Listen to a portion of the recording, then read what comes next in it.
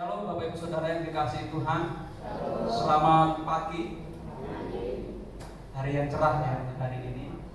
Bapak Ibu Saudara yang dikasihi Tuhan, pada kesempatan pagi hari ini saya mengajak Bapak Ibu Saudara membuka Alkitab kita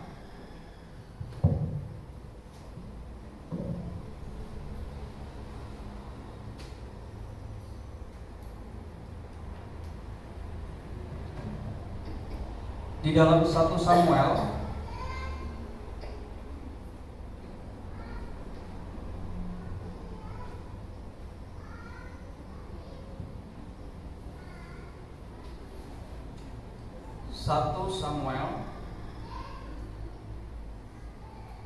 pasal yang kedua ayat 1 sampai dengan ayat 10. 1 Samuel pasal 2 ayat 1 sampai dengan ayat 10. Demikian firman Tuhan. Silakan Bapak Ibu Saudara menyimak. Saya akan bacakan untuk Bapak Ibu Saudara. Puji-pujian Hana. Lalu berdoalah Hana, katanya, hatiku bersukaria karena Tuhan, tanduk kekuatanku ditinggikan oleh Tuhan, mulutku mencemoohkan musuhku, sebab aku bersukacita karena pertolonganmu. Tidak ada yang kudus seperti Tuhan, sebab tidak ada yang lain kecuali Engkau, dan tidak ada gunung batu seperti Allah kita. Janganlah kamu selalu berkata sombong, janganlah caci maki keluar dari mulutmu, karena Tuhan itu Allah yang Maha Tahu, dan oleh Dia perbuatan-perbuatan diuji. Busur pada pahlawan telah patah, tetapi orang-orang yang terhuyung-huyung pinggangnya berikatkan kekuatan. Siapa yang kenyang dahulu sekarang menyewakan dirinya karena makanan, tetapi orang yang lapar dahulu sekarang boleh beristirahat. Bahkan orang yang mandul melahirkan 7 anak, tetapi orang yang banyak anaknya menjadi layu. Tuhan mematikan dan menghidupkan, Ia menurunkan ke dalam dunia orang mati dan mengangkat dari sana. Tuhan membuat miskin dan membuat kaya, Ia merendahkan dan meninggikan juga. Ia menegakkan orang yang hina dari dalam debu, dan mengangkat orang yang miskin dari lumpur, untuk mendudukkan dia bersama-sama dengan para bangsawan, dan membuat dia memiliki kursi kehormatan. Sebab Tuhan mempunyai alas bumi, dan di atasnya Ia menaruh daratan. Langkah kaki orang-orang yang dikasihinya dilindunginya, tetapi orang-orang fasik akan mati binasa dalam kegelapan. Sebab bukan oleh karena kekuatannya sendiri seseorang berkuasa. Orang yang berbantah dengan Tuhan akan dihancurkan atas mereka. Ia mengguntur di langit, Tuhan mengadili bumi sampai ke ujung-ujungnya. Ia memberi kekuatan kepada raja yang diangkatnya, dan meninggikan tanduk kekuatan orang yang diurapinya. Bapak Ibu Saudara yang dikasihi Tuhan, ini adalah pujian Hana. Masih ingat Hana? Siapa Hana? Hana adalah siapa? Ibunya Samuel. Ya, atau istrinya siapa? Ada 2 loh. Istrinya Elkana ada 2. Yang satu siapa? Penina. Ya, kalau ikut sekolah minggu pasti tahu. Hana ini adalah istri keberapa, Bapak Ibu Saudara? Istri pertama. Karena sudah lama tidak memiliki anak dan sedang bergumul akan lahirnya anak, maka Elkana menikah lagi, mengambil seorang wanita yang bernama Penina untuk diperistri. Mendapat anak ya. Tetapi setelah mendapat anak, Hana tersakiti, merasa tersakiti, sama seperti Sarah ya. Ketika suaminya diperbolehkan menikah lagi, akhirnya dia merasa tersakiti, merasa diejek, merasa dilecehkan, merasa dihina, diolok-olok. Itu perasaannya. Dan ini juga terjadi pada Hana.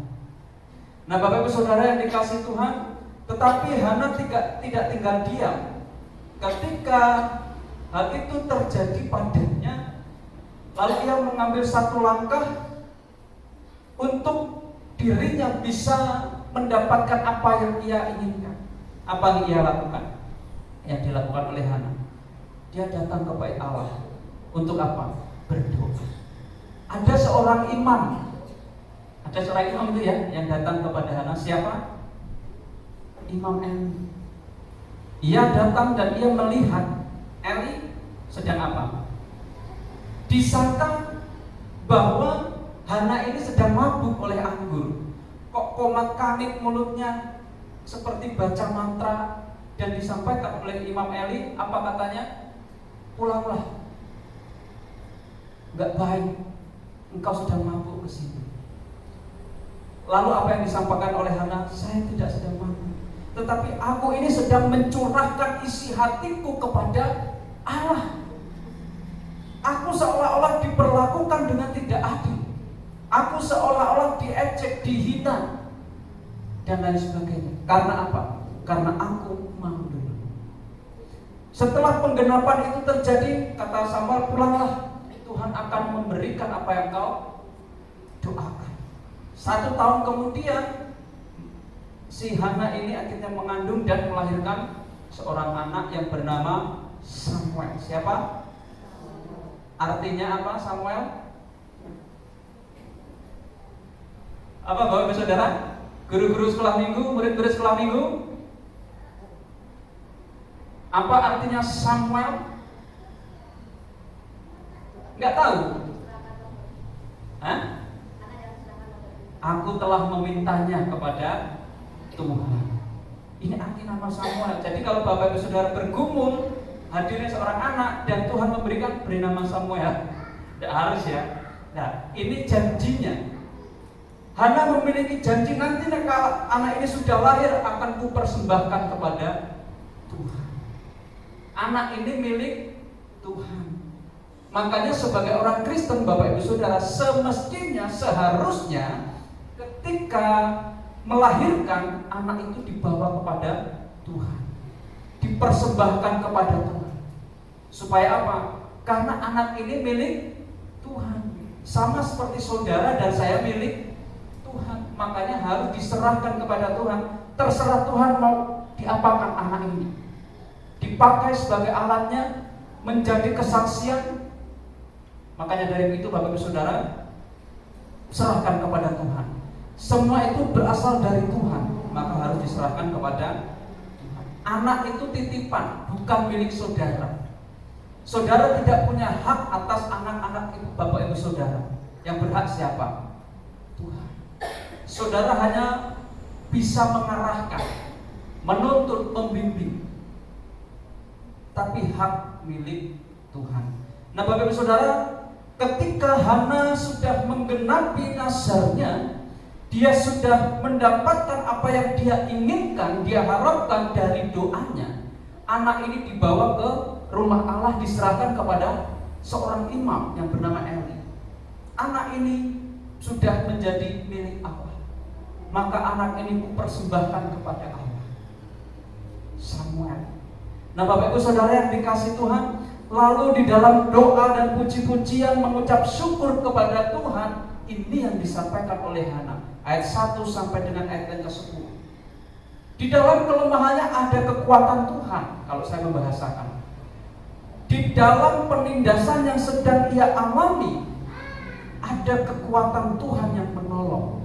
Nanti Bapak Ibu Saudara, nanti kita akan lihat. Dan itu semua terjadi. Itu adalah jawaban doa, dan itu adalah berkat bagi Hana dan keluarga. Firman Tuhan pada pagi hari ini, Bapak Ibu Saudara, saya berikan judul berkat turun atas orang yang benar. Apa yang terjadi pada perikop ini adalah bagian dari doa pujian Hana setelah Allah menjawab doanya dan memberinya seorang anak, Samuel tadi. Doa ini mengungkapkan sukacita Hana atas anugerah Allah dan menggambarkan kebesaran serta keadilan Tuhan. Tuhan itu adil. Ini loh keadilan Tuhan yang dinyatakan kepada orang yang benar, kepada orang yang taat, kepada orang yang setia kepada Tuhan. Dinyatakan. Bapak Ibu Saudara yang dikasih Tuhan, oleh karena itu ketika berdoa jangan pernah bermain-main. Ketika saudara memiliki suatu keyakinan yakin atas apa yang saudara doakan. Percaya dibarengi dengan apa? Hidup benar. Dibarengi dengan apa? Ketaatan. Sama seperti Hana. Seolah-olah madunya, siapa madunya? Penina, ngece. Kamu perempuan madu. Di masa lalu Bapak Ibu Saudara, seorang wanita yang tidak bisa memberikan keturunan dianggap seorang yang terhina, orang yang hina dulu di masa lalu. Sehingga apa yang dilakukan oleh Penina, setiap gerak-geriknya, ucapannya seolah-olah ya ini tadi menghina si Hana. Padahal faktanya belum tentu kenyataannya. Seperti Sarah juga seperti itu. Ketika Abraham mengambil Hagar sebagai istrinya dan memperoleh anak dari Abraham, apa yang dilakukan oleh Hagar salah terus di mata Sarah. Dia itu loh wanita, budak yang kuperbolehkan menikahimu, menghina aku. Padahal belum tentu menghina. Jadi merasa terzolimi. Demikian pun juga Hana. Tetapi Hana tidak tinggal diam. Dia datang kepada Tuhan, dia curhat kepada Tuhan, dia menyampaikan keluh kesah sakit hatinya kepada Tuhan. Tuhan mendengar. Kenapa Tuhan mendengar? Karena Hana hidup benar. Karena Hana menunjukkan ketaatannya. Karena Hana menunjukkan kesetiaannya kepada Allah. Kita akan lihat Bapak Ibu Saudara. Berikut ini adalah poin-poin utama yang dapat kita renungkan dan perlu kita pahami supaya berkat turun atas hidup kita. Yang pertama ayat 1 dan ayat yang kedua. Apa yang dilakukan oleh Hana? Lalu berdoalah Hana, katanya, hatiku bersukaria karena Tuhan, tanduk kekuatanku ditinggikan oleh Tuhan. Mulutku mencemoohkan musuhku, sebab aku bersukacita karena pertolonganmu. Tidak ada yang kudus seperti Tuhan, sebab tidak ada yang lain kecuali Engkau, dan tidak ada gunung batu seperti Allah kita. Di dalam pernyataannya Hana berdoa kepada Tuhan, bentuk sukacitanya karena apa? Dia, kalau bahasa ini, tanduk kekuatanku ditinggikan oleh Tuhan. Tanduk itu apa Bapak Ibu Saudara? Apa Hana itu seekor kerbau, banteng, atau sapi? Tidak. Tanduk itu sungu. Ya. Terus apa lagi? Itu apa Bapak Ibu? Senjata. Kalau binatang rusa contohnya, dia tidak punya tanduk, dia akan merasa terhina. Sebab apa? Dia akan rusa ini cacat. Kalau sapi nggak ada tanduknya, kemungkinan sapi ini cacat. Ya, rupanya di sini ada permainan bahasa, bukan permainan. Ada bahasa yang mewakilkan dari bahwa Tuhan itu sesungguhnya memberikan kekuatan kepada Hana untuk menghadapi tantangan hidupnya, untuk menghadapi cemoohan. Bahasanya di sini, tanduk kekuatanku ditinggikan oleh Tuhan. Kekuatan, simbol kekuatan itu ditinggikan oleh Tuhan. Mulutku mencemoohkan musuhku, bukan berarti dia ngece-ngece, enggak, ketika Tuhan mengabulkan doanya. Tetapi ia membuktikan bahwa apa? Bahwa ini loh, ketika aku datang kepada Tuhan membawa seruanku, mulut orang yang mencemoohku dibungkam oleh Tuhan.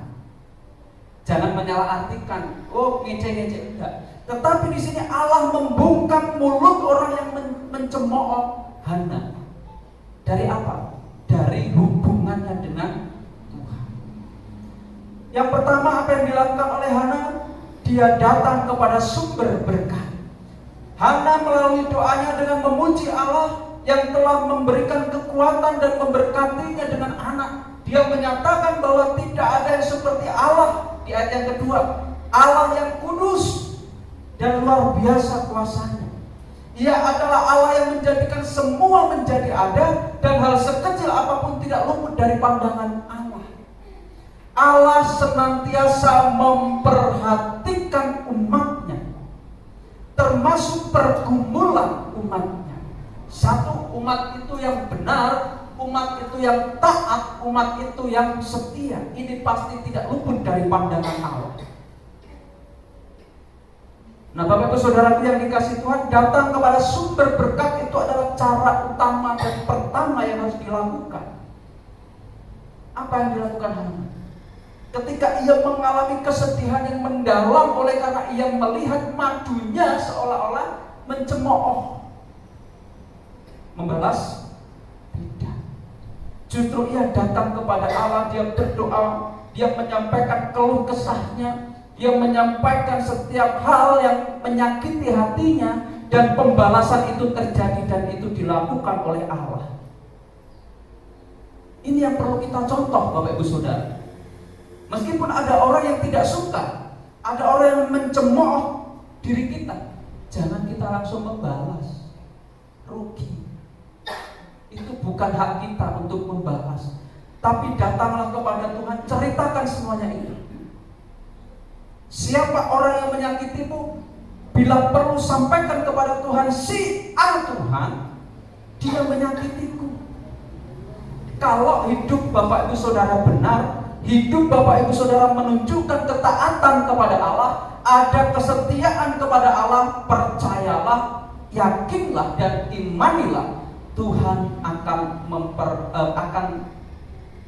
melakukan hal yang terbaik untuk Bapak Ibu Saudara. Sebab apa? Firman Tuhan mengatakan bahwa pembalasan itu adalah hakku. Kita tidak perlu menuntut balas.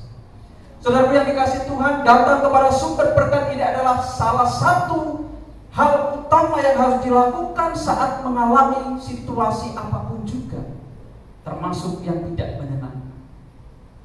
Nggak perlu kita membalas, tapi justru kita harus datang kepada Tuhan. Kalau mau membalas, balaslah kejahatan itu dengan kebaikan. Yang diperbolehkan itu, saudara. Yang boleh diperbolehkan oleh Allah itu, kita boleh membalas kejahatan, tapi dengan kebaikan. Nah, Bapak Ibu Saudara yang dikasihi Tuhan, kita dipanggil untuk berdoa dengan iman dan penuh keyakinan bahwa Allah yang adalah sumber segala berkat, kita datang kepadanya.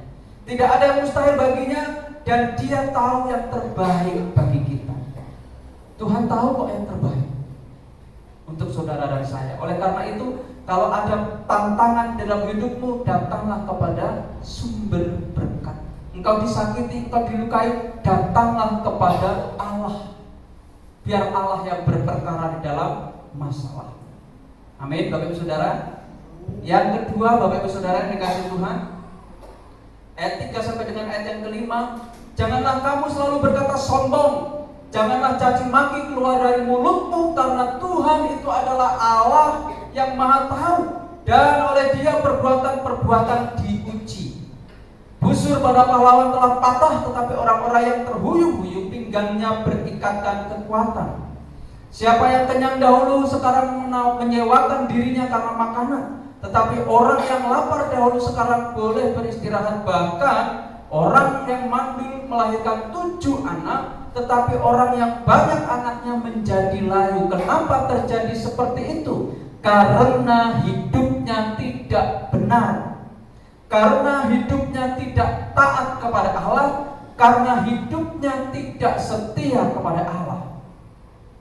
Maka semuanya akan diputar balik oleh Allah. Perhatikan Bapak Ibu Saudara, ini sangat menguatkan.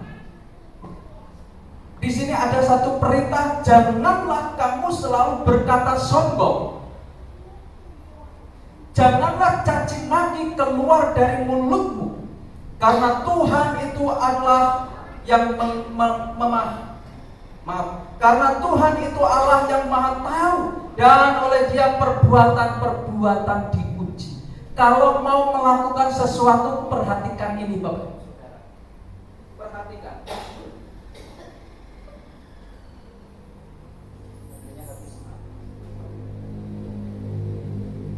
Kalau mau melakukan sesuatu, kita perlu mengingat ini.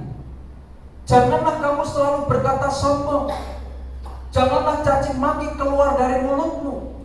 Karena Tuhan itu Allah yang Maha Tahu, dan oleh Dia perbuatan-perbuatan diuji. Tuhan akan menguji setiap perbuatan-perbuatan. Tuhan akan menguji setiap perkataan yang keluar dari mulut. Janganlah engkau berkata sombong. Janganlah engkau bertingkah sombong. Sebab akan ada masanya Tuhan membalik itu semua. Sebab apa? Tuhan itu paling membenci orang yang sombong. Perhatikan di sini ayat 4 ayat kelima, busur pada pahlawan telah patah. Artinya seorang pahlawan yang membawa senjata itu tidak ada gunanya. Tetapi orang yang terhuyung-huyung pinggangnya berikan kekuatan, orang yang lemah justru malah menjadi kuat. Orang yang disebut-sebut pahlawan justru malah dilemahkan. Karena apa? Busurnya patah. Dia tidak punya apa-apa lagi untuk bisa dibanggakan. Apa yang dibanggakan? Tidak ada. Tetapi orang yang terhuyung-huyung, orang yang lemah, justru malah diberikan kekuatan.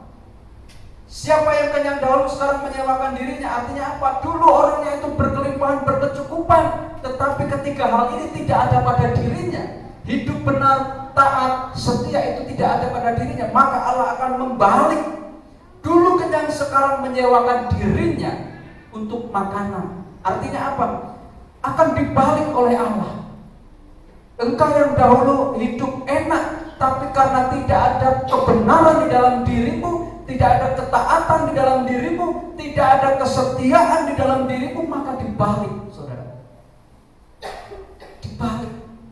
Kalau dulu engkau menikmati segala hal sudah tersedia, maka di sini disampaikan, ditulis, sekarang menyewakan dirinya karena makanan. Artinya apa? Dia harus berjuang. Dia harus menjual tenaganya, pikirannya demi makanan untuk kehidupannya.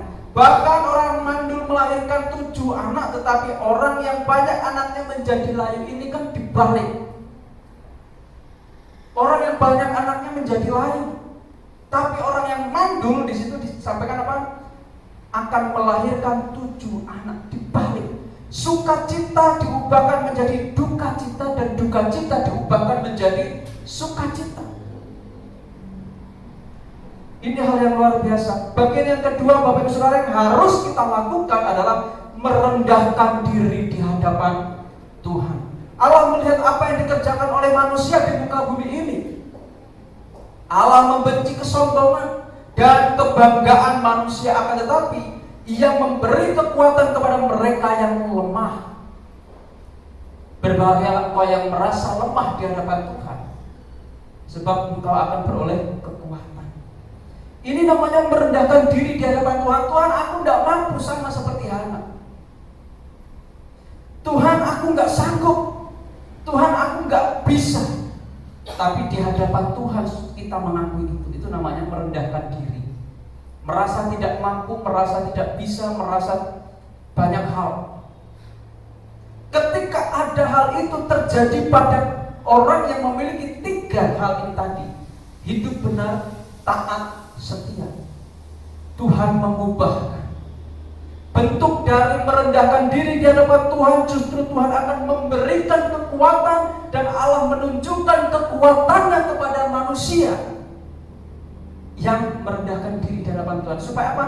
Supaya nyata di dalam hidupnya Allah lah yang bekerja di dalam dirinya. Makanya saya tulis di sini, Bapak Ibu Saudara, Allah membenci kesombongan dan kebanggaan manusia. Manusia seringkali bangga atas prestasinya, bangga oleh karena kekuatannya, bangga oleh karena setiap hal yang sudah ia capai. Kalau aku tidak bekerja keras, aku tidak bisa mencapai. Ini kesombongan.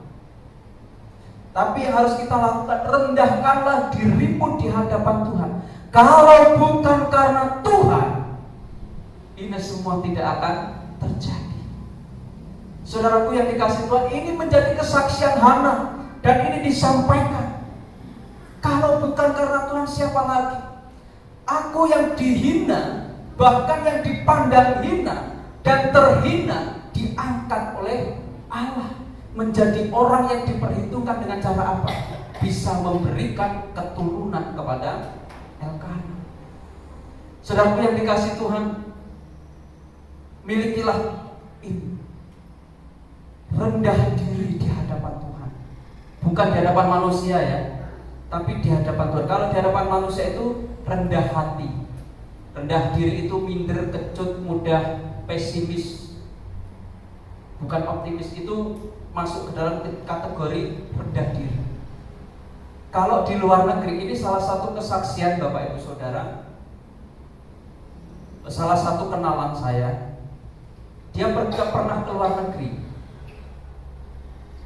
Dia menyampaikan gini, ketika wawancara, ketika interview pekerjaan, bisa melakukan ini, dia menyampaikan sedikit-sedikit.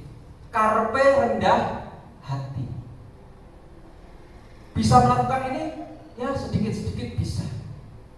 Akhirnya, kalau Bapak Ibu Saudara menjadi pimpinan, kira-kira bagaimana? Optimis, oh ini akan menjadi leader yang baik, oh ini akan menjadi karyawan yang baik, oh ini akan menjadi karyawan yang hebat, gitu, atau sebaliknya. Setelah misalnya hanya sedikit-sedikit pesimis. Tetapi ketika ia melihat temannya yang mungkin seolah-olah sombong, tetapi dia memiliki itu, saudara harus bisa membedakan mana yang sombong dan mana yang realita. Ya. Kalau realita, makanya di dalam mukjam itu ada kesaksian. Itu bukan sombong, kita memperlihatkan bagaimana Tuhan berkarya dan Tuhan menjawab doa. Itu bukan sombong. Tetapi kalau kesombongan itu, Bapak Ibu Saudara, apa yang disampaikan itu tidak sesuai. Tidak sesuai dengan realita. Contohnya seperti ini tadi. Ada seorang karyawan, calon karyawan yang juga diinterview dengan satu orang yang lainnya. Yang satunya ngomongnya ya sedikit-sedikit bisa. Tapi yang satu ini menyampaikan dengan dia antusias dan dengan optimisme. Bisa melakukan ini? Bisa melakukan ini? Bisa melakukan ini? Bisa. Gak pikir panjang saudara. Kalau saudara menjadi pimpinan dan sedang rekrutmen karyawan, ada orang yang saudara interview, bisa melakukan ini? Bisa melakukan ini? Bisa. Kira-kira kesimpulannya bagaimana, Bapak Saudara? Lebih memilih yang mengatakan bisa atau yang sedikit-sedikit? Akan lebih meyakinkan bisa. Tapi memang dia benar bisa. Ini bukan kesombongan. Tapi kalau dia tidak bisa, tapi ngomong bisa, ini bisa berbeda makna. Nah, Bapak Ibu Saudara dikasih Tuhan, merendahkan diri di hadapan Tuhan, merasa memang benar fakta realitanya bahwa aku tidak melebihi Tuhan. Kekuatanku tidak melebihi Tuhan. Bahkan mungkin ketika aku menguasai dalam satu bidang, yang mungkin hanya satu bidang, beda dengan Tuhan. Bisa paham maksud saya? Ketika kita datang kepada Tuhan dengan merendahkan diri di hadapan Tuhan, memang realitanya seperti itu kita. Kita tidak bisa melebihi Tuhan karena apa? Kita memiliki keterbatasan. Kepandaianmu apakah melebihi Tuhan? Kekuatanmu apakah melebihi Tuhan? Ketika engkau datang kepada Tuhan, Tuhan dengan segala kelemahan aku datang kepada Tuhan, benar atau salah? Karena memang realitanya seperti itu. Saudara dan saya ini orang yang lemah. Saudara dan saya ini tidak bisa berbuat apa-apa tanpa Tuhan. Makanya di dalam puji-pujian dan doanya Hana menyampaikan apa? Ya seperti itu. Aku ini lemah. Aku datang kepada Tuhan supaya apa? Tuhan membela aku menjadi pembela. Kalau dia kuat, dia tidak mungkin butuh Tuhan untuk membela. Betul? Nah, siapa kita bisa membela Tuhan? Kebalik, kalau Tuhan yang membela kita itu benar, karena dia lebih kuat daripada kita. Nah, kesombongan ini Bapak Ibu Saudara, ini harus dihindari. Kesombongan harus dihindari karena ketika ada kesombongan berarti sedang membangun permusuhan dengan Allah. Nah, saudara yang dikasihi Tuhan, Ia dapat meninggikan mereka yang rendah dan merendahkan yang sombong. Karena Allah membenci kesombongan, maka Allah akan merendahkan orang yang sombong itu dan meninggikan yang rendah, yang merendahkan diri di hadapan Tuhan. Tuhan memanggil kita untuk merendahkan diri dan bersandar pada kekuatannya. Saat kita berusaha bersikap rendah diri, kita rendah hati, kita menunjukkan kepada dunia bahwa kekuatan kita berasal dari Allah dan bukan dari diri kita. Berbagailah kalau saudara dipandang lemah, tetapi ada keberhasilan saudara raih. Sebab apa? Orang akan melihat karya Allah di dalam hidupmu, dan saudara bisa menjadi kesaksian. Aku lemah, tapi Allah yang memberikan kekuatan kepadaku. Amin. Yang ketiga, Bapak Ibu Saudara, ayat yang ke-6 sampai ayat yang ke-8. Tuhan mematikan dan menghidupkan, Ia menurunkan ke dalam dunia orang mati dan mengangkat dari sana. Tuhan membuat miskin dan membuat kaya, Ia merendahkan dan meninggikan juga. Ia menegakkan orang-orang yang hina dari dalam debu dan mengangkat orang yang miskin dari lumpur, untuk mendudukkan dia bersama-sama dengan para bangsawan dan membuat dia memiliki kursi kehormatan, sebab Tuhan mempunyai alas bumi dan di atasnya Ia menaruh daratan. Ada hal yang perlu kita perhatikan dari ayat ini, Bapak Ibu Saudara. Tuhan mematikan dan menghidupkan. Ia menurunkan ke dunia orang mati. Artinya Tuhan itu punya konsep di dalam kekuasaan. Dia punya hak prerogatif. Dia memiliki hak mutlak atas setiap ciptaannya, dan setiap haknya itu tidak bisa diganggu-gugat. Perhatikan ayat 6 ke-8. Ini adalah satu konsep. Konsep apa? Yang ketiga ini adalah konsep keadilan Allah. Yang perlu kita mengerti di sini adalah pahamilah konsep keadilan Allah. Allah itu adil. Perhatikan Bapak Saudara, Allah itu adil. Mosok. Nah, kita akan lihat nanti. Di dalam doanya Hana mengakui keadilan Allah yang memiliki kuasa penuh atas kehidupan dan kematian, kemiskinan dan kekayaan, serta meninggikan orang yang setia serta merendahkan orang yang tidak taat dan tidak setia. Bangun hubunganmu dengan Tuhan, saudara. Supaya apa? Supaya benar-benar berkat Allah itu turun atas kita.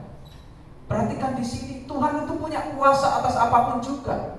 Segala sesuatu ada dalam kendali Allah. Dan yang perlu kita ketahui di sini adalah pahamilah konsep keadilan Allah. Allah itu adil. Di manakah keadilan Allah yang dinikmati oleh Hana? Perhatikan. Di dalam kesedihannya, di dalam luka hatinya, Allah datang. Allah memberi jawab. Keadilannya apa? Ada anak diberikan oleh Allah kepada Hana. Jadi tidak hanya madunya yang menikmati kebahagiaan itu, tetapi Hana pun juga menikmati kebahagiaan yang dari Allah. Saudaraku yang dikasihi Tuhan, seringkali di dalam kehidupan ini, Bapak Saudara, kita merasa seolah-olah Allah itu tidak adil. Pernah mengalami? Allah itu gak adil. Mungkin saat saudara sedang menghadapi tantangan, saudara langsung klaim Allah gak adil. Ketika saudara sedang berjuang di dalam menghadapi kehidupan ini, dengan mudah saudara mengklaim Allah itu tidak adil. Untuk menikmati keadilan Allah itu butuh proses. Apakah Hana butuh proses? Untuk bisa melihat keadilan Allah butuh proses. Apakah instan? Tidak instan. Harus menghadapi tantangan kehidupan yang harus berliku-liku, ada kerikil-kerikil tajam, dan itu harus dihadapi. Saudaraku yang dikasihi Tuhan, Tuhan itu adalah Allah yang adil. Ia adalah hakim yang adil. Dan Ia memperhatikan setiap mereka yang berkeadilan serta memberikan berkat sesuai perkenanannya. Perhatikan ini, Tuhan akan memberikan berkat sesuai perkenanan Tuhan. Kalau Tuhan berkenan, maka berkat itu akan dicurahkan. Kalau Tuhan tidak berkenan, ya sabar sih. Mungkin perlu koreksi diri. Kenapa aku tidak menikmati berkat Tuhan? Koreksi. Mungkin salah satunya Tuhan tidak berkenan dalam hidup kita.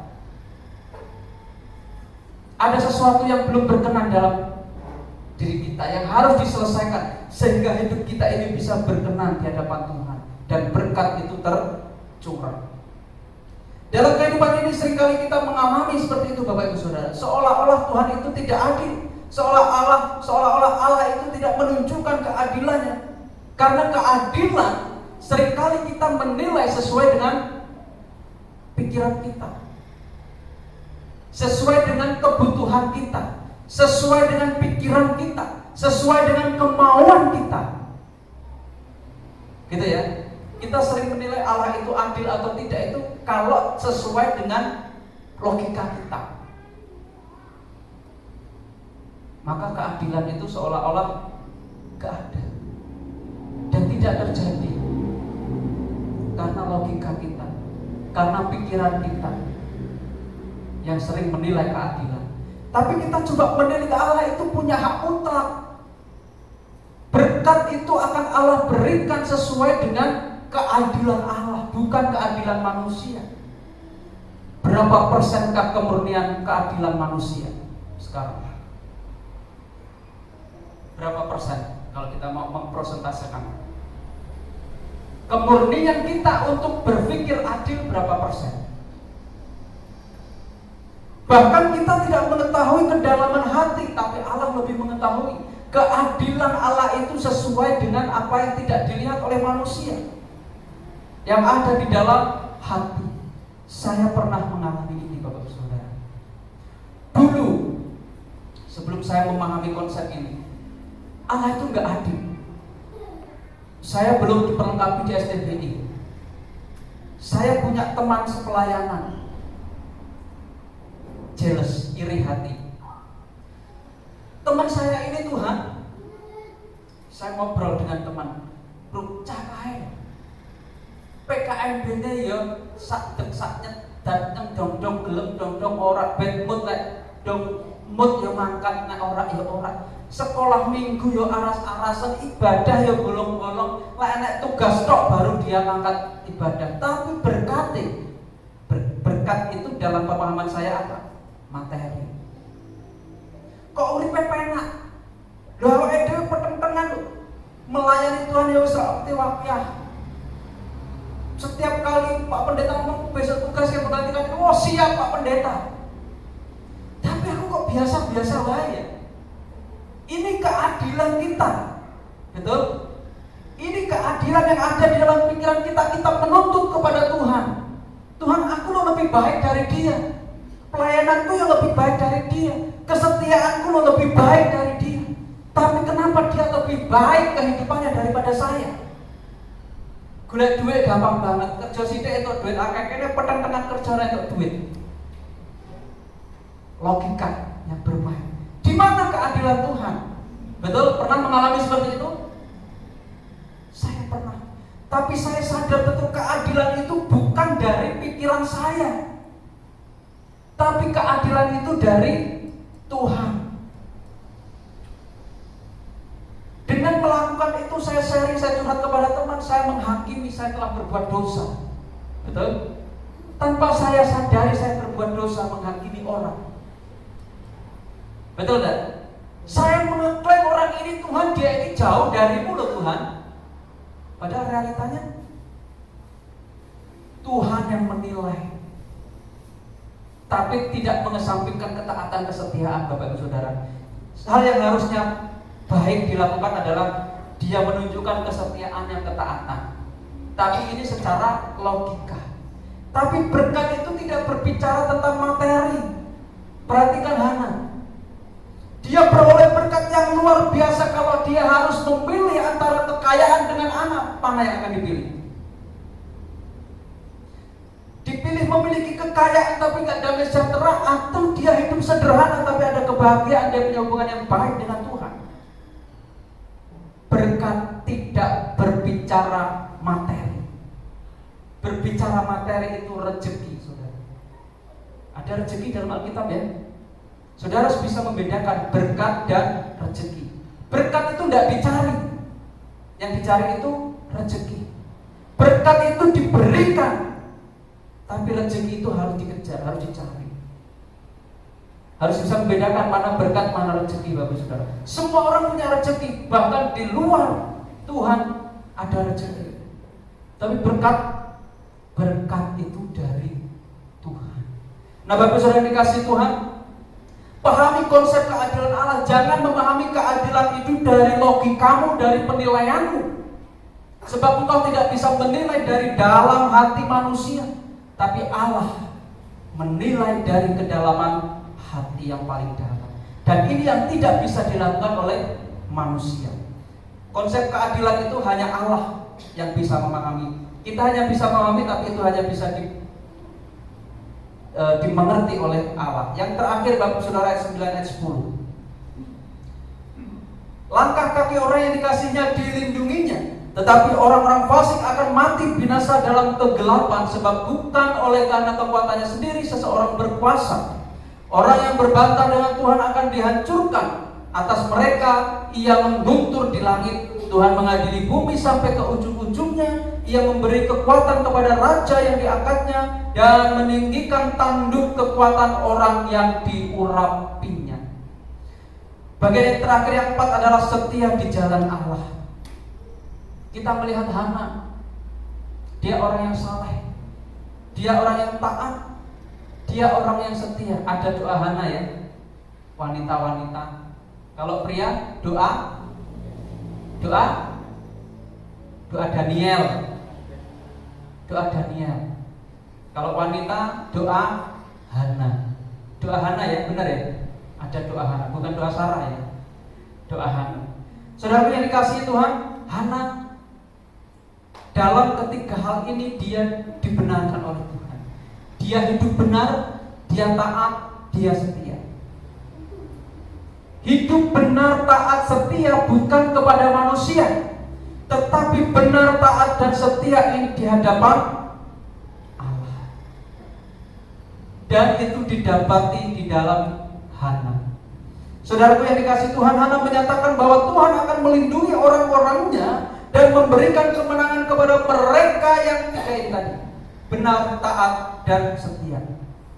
Doanya mengungkapkan keyakinan bahwa Tuhan akan menghancurkan musuh-musuh orang benar dan menjaga mereka yang setia di jalannya.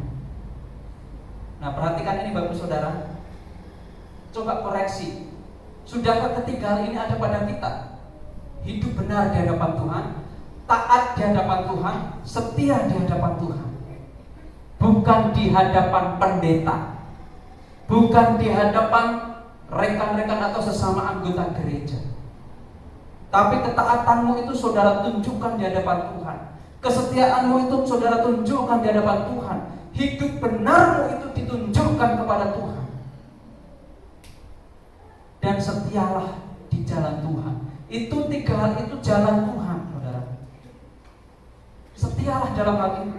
Ini yang dilakukan oleh Hana. Perhatikan, saya akan membacakan di dalam terjemahan yang lain Bapak Ibu Saudara. Ayat yang ke-9 dan ayat 10 di dalam firman Allah yang hidup. Ia akan melindungi orang-orangnya yang saleh, tetapi yang jahat akan dibinasakan dalam kegelapan. Tidak seorang pun berhasil karena kekuatannya sendiri. Perhatikan saudara, tidak ada seorang pun berhasil karena kekuatannya sendiri. Orang yang melawan Tuhan akan dibinasakan. Iya, Tuhan mengatur terhadap mereka dari langit. Dari surga Allah sudah mengatur. Ia menghakimi bumi sampai ke ujung-ujungnya. Ia memberikan kekuatan kepada raja pilihannya dan memberikan kemuliaan kepada dia yang diurapinya. Saudara yang dikasihi Tuhan, ini yang harus kita kejar dalam hidup kita, dalam kehidupan kita. Supaya apa? Supaya ada perkenanan Allah. supaya hidup kita ini menjadi pribadi yang berkenan di hadapan Allah. Beberapa minggu yang lalu saya berkhotbah, Bapak Ibu Saudara. Ketika kita melakukan sesuatu yang benar, belum tentu kita dianggap benar ketika kita hidup di tengah-tengah orang yang tidak benar. Tetapi saudara akan dibenarkan oleh Allah meskipun hidup di lingkungan itu, kalau hidup saudara benar di hadapan Allah. Jangan ikut arus mereka. Saudara yang kasih Tuhan, setia di jalan Allah, ini harus dilakukan. Sebab ini pun juga yang dilakukan oleh Hana. Allah memberikan kemenangan bukan untuk mengejek, tetapi justru Allah melakukan bagiannya untuk mempermalukan lawan-lawannya, untuk mempermalukan orang yang memusuhinya, mempermalukan orang yang menganggap remeh. Allah yang berkarya, Allah yang memenangkannya, bukan kita, bukan manusianya, bukan Hana. Karena Hana juga mengakui kelemahannya di hadapan Allah, dan Hana mengakui kekuatan Allah dalam dirinya.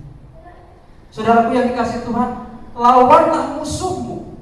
Apa musuh itu? Masalahmu. Apa masalahmu? Godaanmu, atau halangan lain yang mencoba narik kita dari iman. Tetap beriman kepada Tuhan.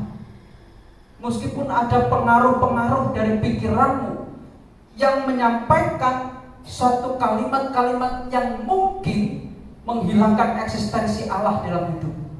Salah satunya, di mana keadilan Allah, di mana Allah, di mana karya Allah, dan lain sebagainya. Itu pikiran yang harus dilawan. Itu adalah musuh, godaan. Kita hidup di dunia ini, Bapak Ibu Saudara, diperhadapkan dengan godaan. Kuatkah kita melawan godaan? Itu pilihan saudara. Kuatkanlah imanmu, yakini, percayalah bahwa Tuhan menolong.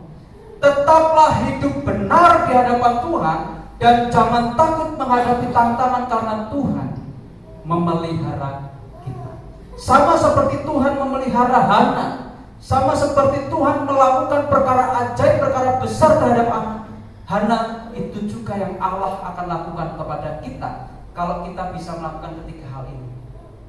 Hidup benar di hadapan Allah, tunjukkan ketaatanmu kepada Allah, tunjukkan kesetiaanmu di hadapan Allah. Maka berkat akan turun atas saudara dan saya. Amin. Ini kiranya menjadi kekuatan bagi kita. Ini menjadi berkat bagi kita.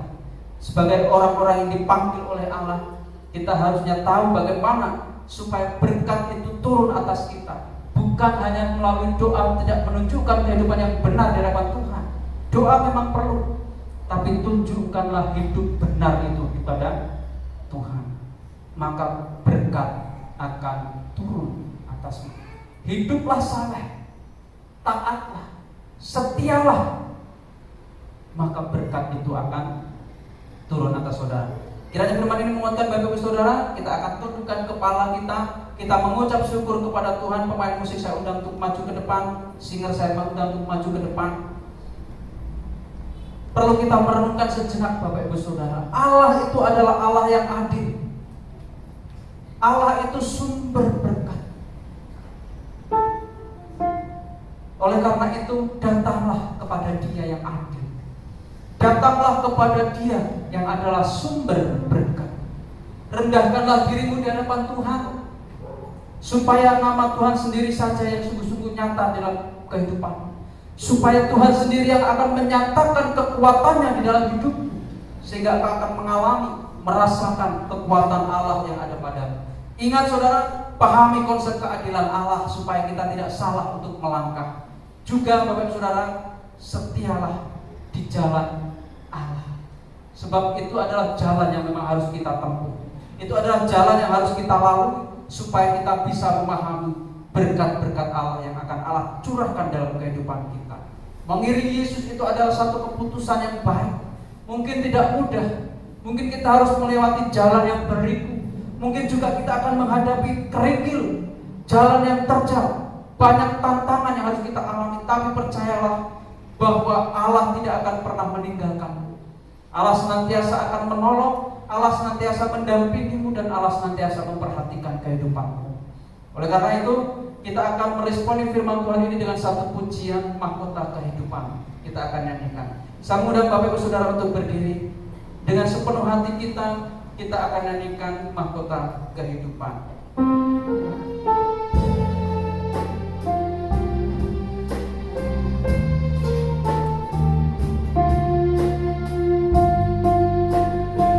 Tak akan pernah ku sesali mengiringi Yesus sepanjang hidupku.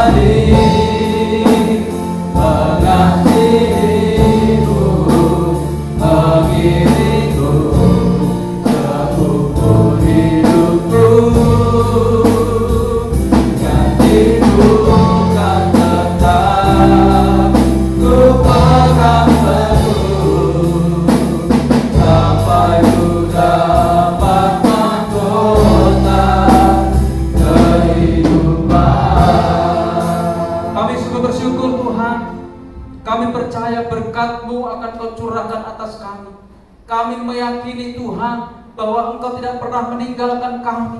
Kami meyakini Tuhan bahwa Tuhan senantiasa memperhatikan hidup kami, dan tidak ada satu sentimeter pun, tidak ada sedikit pun dari kehidupan kami yang luput dari pandangan Tuhan. Oleh karena itu Tuhan mampukan kami untuk kami hidup benar di hadapan Tuhan. Mampukan kami untuk menunjukkan ketaatan kami kepada Tuhan. Mampukan kami untuk menunjukkan kesetiaan kami di hadapan Tuhan. Sebab ketika hal inilah jalan yang memang harus kami tempuh, jalan yang memang harus kami lalui, supaya berkat Allah itu tercurah atas kami. Tuhan yang berhak, Tuhan yang berkuasa atas hidup kami. Kami mau serahkan dengan segala kerendahan hati kami Tuhan, dengan segala kerendahan diri kami Tuhan. Kami mengakui kelemahan kami, dan kami mengakui kekuatan Tuhan yang akan Tuhan nyatakan melalui hidup kami. Sehingga setiap kami ketika melakukan hal, ketika keberhasilan itu ada, hanya satu hal yang kami ingat, bahwa semua itu tidak pernah lepas dari campur tangan dan tidak pernah lepas dari kekuatan yang Tuhan berikan kepada kami. Terima kasih Tuhan, terima kasih. Biarlah firman-Mu ini mengajar kepada kami, supaya kami bisa melakukan hidup benar, taat dan setia di hadapan Tuhan. Terima kasih Tuhan. Pada saat ini Tuhan Yesus, hamba-Mu berhenti menyampaikan firman-Mu, tapi biarlah Roh Kudus-Mu yang akan terus menolong kami, memampukan kami, membimbing kami untuk menjadi pelaku-pelaku firman-Mu, memberikan pemahaman terhadap firman yang sudah disampaikan pada saat ini, dan kami dimampukan untuk menjadi pelaku-pelaku firman-Mu. Kami akan berpisah satu dengan yang lainnya Tuhan. Kami akan meninggalkan tempat kudus-Mu ini. Kami akan pulang, kami mohon pimpinan penyertaan Tuhan dalam perjalanan pulang kami, sehingga kami selamat sampai di rumah, berkumpul dengan keluarga dengan penuh sukacita dan damai sejahtera dari Allah Bapa. Pulanglah saudaraku, kiranya kasih karunia dan damai sejahtera senantiasa tercurah dalam kehidupan kita. Dari saat ini sampai selama-lamanya, Tuhan Yesus datang kedua kali. Diberkatilah kiranya setiap langkah kehidupan Bapak Ibu Saudara. Diberkatilah rumah tangga Bapak Ibu Saudara. Diberkatilah setiap pergumulan Bapak Ibu Saudara. Diberkatilah semuanya. Karena kita berdoa, kita meminta kepada satu pribadi yang tepat, yaitu Allah sumber damai sejahtera, sumber berkat bagi kami. Kami meyakini, kami mengimani, dan kami percaya bahwa berkat Tuhan tercurah atas anak-anak-Mu yang hidup benar, hidup taat, dan hidup setia kepada Tuhan. Terima kasih Tuhan. Haleluya. Di dalam nama kami berdoa dan ucap syukur. Amin. Silakan duduk kembali Bapak Saudara, mengucap syukur kepada Tuhan. Selamat hari Minggu, Tuhan Yesus memberkati.